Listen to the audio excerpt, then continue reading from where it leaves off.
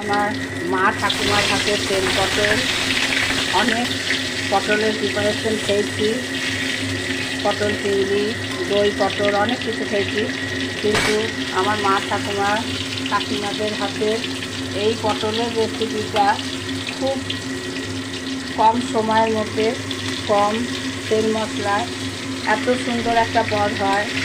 এটা কিন্তু শুকনো ভাতে একবারে দারুণ খেতে।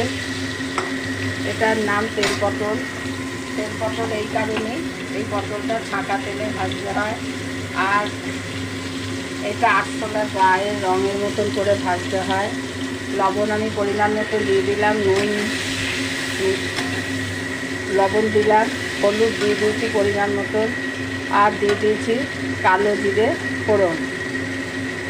এর মধ্যে পাঁচ ফোড়নটা একটু দিতে হবে, পাঁচ ফোড়নের সুগন্ধটা